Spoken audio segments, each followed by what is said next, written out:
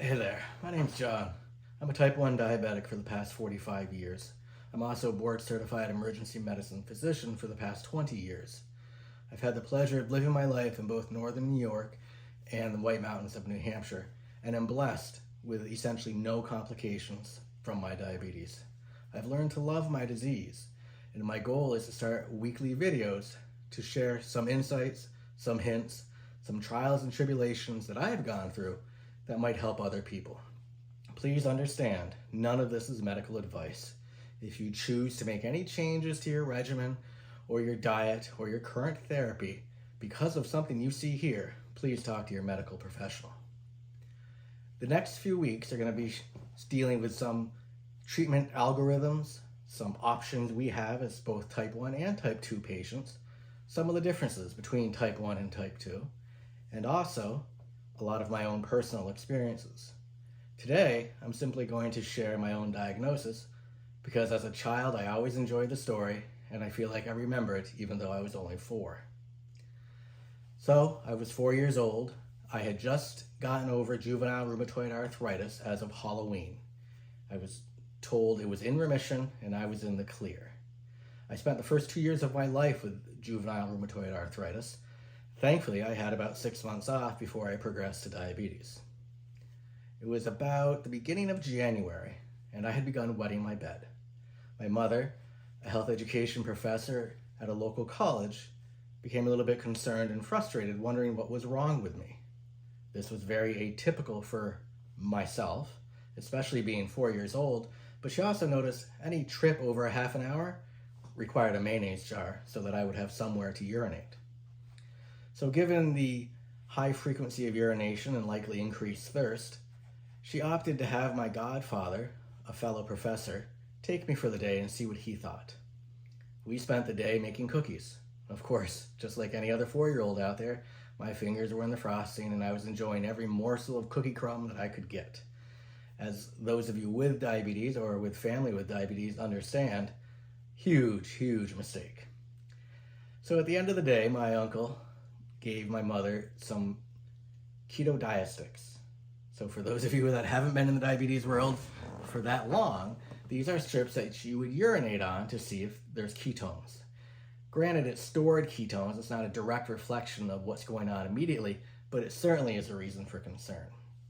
We often use these as screening tools in the old days to make sure that patients were getting adequate amounts of the medication to avoid going into ketoacidosis. So, despite the fact that they were expired, my mother took them home, had me pee on a strip. It turned black, which is bad, and she put me down for a nap. On a whim, she called my pediatrician out of Burlington, Vermont, Dr. James McKay, who will always be a hero to me. Told him the story and what happened with the expired keto sticks. He told her, hang up the phone, get in the car, and get him over here immediately. So, my mother, not to question the great James McKay, got me loaded up with a mayonnaise jar and a bucket, as I believe I was starting to feel a little nauseous. My father held the ferry for us, and we flew down the hill to the ferry, got over to Burlington, and within an hour, I had my first insulin injection and started my path of type 1 diabetes. I had some wonderful experiences in Burlington with Dr. McKay and some of his nurses. I will never forget Helen, who taught me about giving my own injection. She also taught me the importance of the injection. In fact, I hid under the bed. I refused to take it. I didn't want a shot. I was only 4. Helen simply sat on the bed and said, you have 2 choices. You take this injection or you die. Reluctantly, seeing her wisdom, I came out from under the bed and took my shot. There was never a problem from that point forward. It was very simple and very clear to me. So I learned a lot about my disease. My mother, being the diligent professor, worked very hard to learn as much as she possibly could because she knew this was going to mean a tremendous amount of changes for the family and a whole new lifestyle for me. I began my path, and ever since those days, I have loved it. I've had my ups, I've had my downs, I've had my struggles. But overall, it's been an absolute blast, and I truly thank God for giving me these opportunities.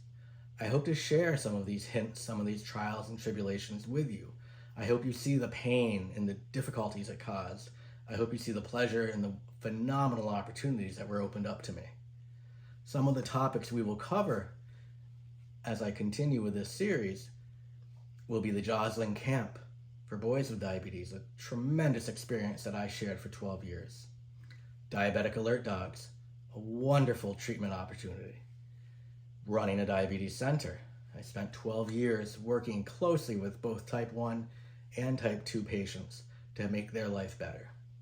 The beauty of therapy has changed tremendously, and I'm so excited about what's next to come. The downsides of therapy.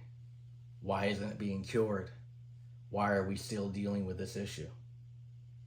And thankfully, many, many other happy moments.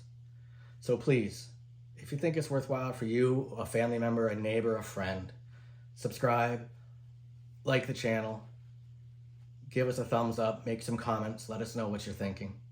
And I look forward to talking to you next week.